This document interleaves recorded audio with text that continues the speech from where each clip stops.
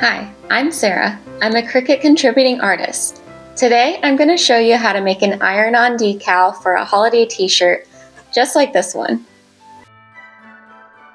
Here are the materials you'll need to complete this project. In this video, I'm using the Everyday Iron-On Sampler Classics, and I'm using the gold vinyl from that pack. You'll also need a t-shirt and an iron or a Cricut Easy Press. Okay, let's head to Design Space and get started. If you don't already have the project open, you can go to the link in the description to my Design Space profile and find the project there. I have two options for a shirt decal in the project, one with holly branches and one with a gingerbread man and snowflake. Pick which one you like and highlight and delete the other. These designs will look great in a single color vinyl like I'm going to do today, or multiple colors. For a single color, make sure all elements of the design are attached, that way you'll have a really easy application. For any iron-on project, don't forget to set your material to mirror and make sure that you're putting the iron-on vinyl shiny side down on the mat. Otherwise, you'll be cutting the plastic protective layer instead of the actual vinyl.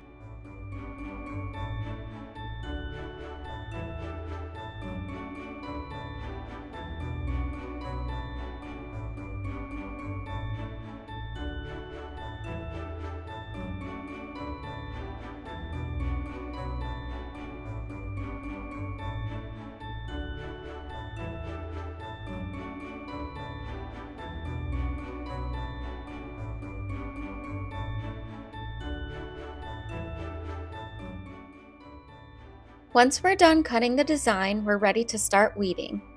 I'm going to keep the design on the mat while I'm weeding just to hold it in place.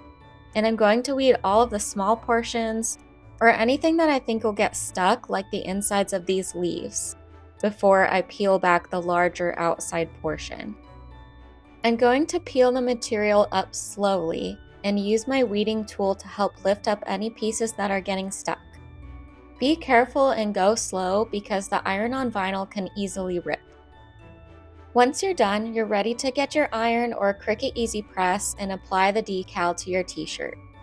Before you start ironing on your decal, you'll want to use a ruler and measure the neckline to try to help you center the design. I placed my design about 2 to 3 inches below the neckline. If you're going to use a regular iron, try to use one that's not a steam iron like this one here, because you can't turn on the heat very high before steam starts coming out, and you don't want to steam when you're trying to iron on a decal.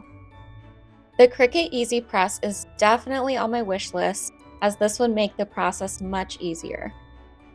When you're ironing on a design and you're not using the Cricut Easy Press, patience is key. If you start lifting up your plastic protective layer too fast, it could cause wrinkling of the design. If you think that your iron-on design is adhered to your shirt, just slowly peel back a corner and make sure that it's not lifting up from the shirt. This design would also be really cute as a family shirt, or you could add on family members' names to personalize it even more. Thanks so much for following along with this tutorial. I'd love to see your finished t-shirt. You can send me a photo or tag me on social media and it would make my day. You can also check out my other designs and projects in the Cricut design space. My profile name is Sarah Renee Art, and that'll be linked in the description below too. Thanks again for watching.